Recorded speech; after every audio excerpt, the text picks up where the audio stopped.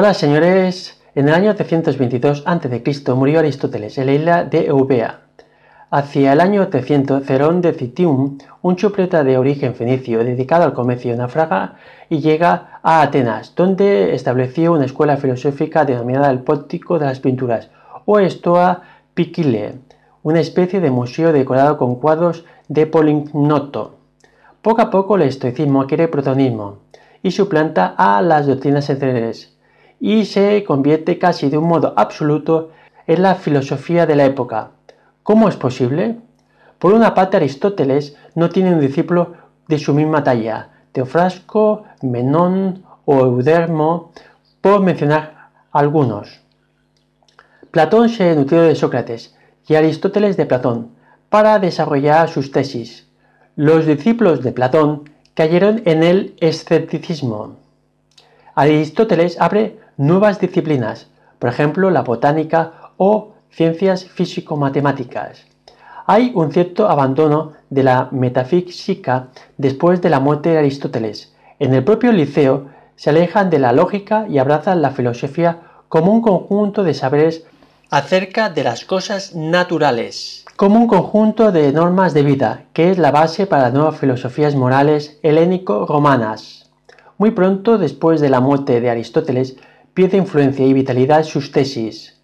Zenón tiene diversos discípulos muy próximos a los círculos socráticos. Su procedencia asiática también influirá en sus tesis. Después de su muerte dejó su legado a otro asiático, Cleantes de Asos, que prosperará el estoicismo. Fue gracias a un discípulo más agudo, Crisipo, nacido en Cilicia, que se le puede atribuir como el verdadero fundador de la doctrina estoica. A partir del siglo I se renueva la Estoa, conocido por estoicismo medio, y comienza su influencia en Roma, con un tinte ecléptico, menos cerrado. En este periodo Séneca es el más importante y más fecundo de ellos, y el que ejerció mayor influencia ulterior. Tras su muerte, el estoicismo pierde fuerza doctrinal, cediendo terreno a las filosofías neoplatónicas y orientales que dominarán todo el imperio romano hasta final de la Edad Media. Existe más de 500 años de dominio estoico. Pese a la pérdida de peso, sigue influyendo en la Edad Media, el Renacimiento y en la actualidad. Los estoicos dividen la filosofía en tres partes: lógica, física y ética. Insisten en que estas tres partes son inseparables. La ética quiere mayor protagonismo. A pesar de la importancia de Platón y Aristóteles, los filósofos naturales seguían con gran empuje. Las nuevas filosofías se nutren por una parte los estoicos de Heráclito y los epicúreos de Demócrito.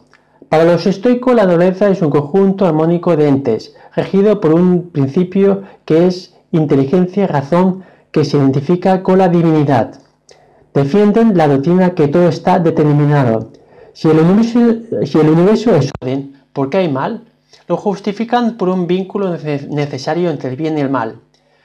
Y este mal solo es en apariencia. La virtud es el orden racional de las cosas. Es vital para el estoico su conducta racional. Según Julián Marías, la filosofía estoica es de tosquedad intelectual, muy por debajo del platónico aristotélico, y no aborda cuestiones filosóficas, por ejemplo, el análisis de las sustancias. Aunque en mi opinión, en su defensa, se puede considerar como una filosofía auxiliar. ¿A qué se debe el éxito de esta filosofía auxiliar? Tal vez porque estas filosofías hablaban de las cosas que importan a la gente corriente, de la parte moral.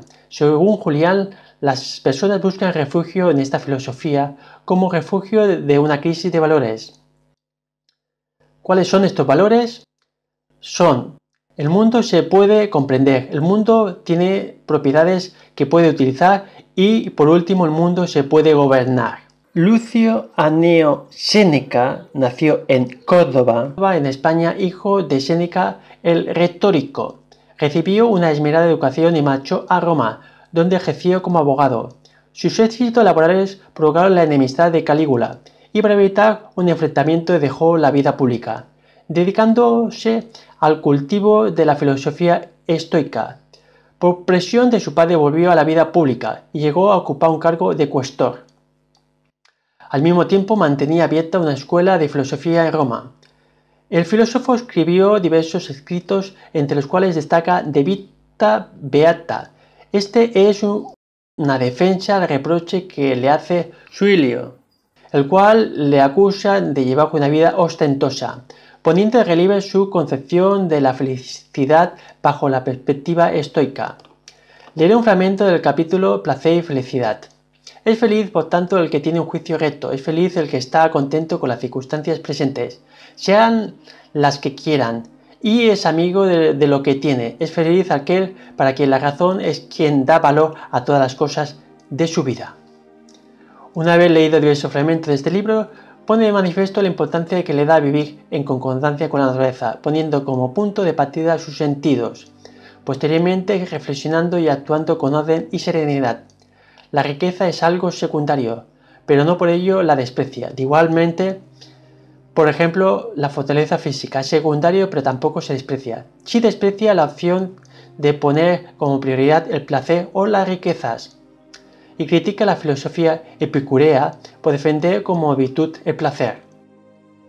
Séneca me parece un hombre culto que defiende un modelo para afrontar la vida. Como dice Julián, es una filosofía para tiempos duros, cuya lectura es fácil comparada con otros filósofos, que no ahonda en la metafísica, pero no deja de ser un modelo que seguir. ¿Se puede ser feliz con otro modelo? Sí, aunque puede llegar a comportar un perjuicio a medio o largo plazo. Me despediré leyendo un fragmento de Séneca. Saludos y adiós. Pero, ¿qué ocurre? Aquel que llama felicidad al ocio perezoso y a los goces alternativos de la gula y la lujuria, busca un buen apoyo para una mala causa, y mientras vives, inducido por aquel nombre seductor, sigue el placer no el que le enseñan, sino el que trajo consigo, y una vez empieza a juzgar sus vicios semejantes a los preceptos, cede a ellos.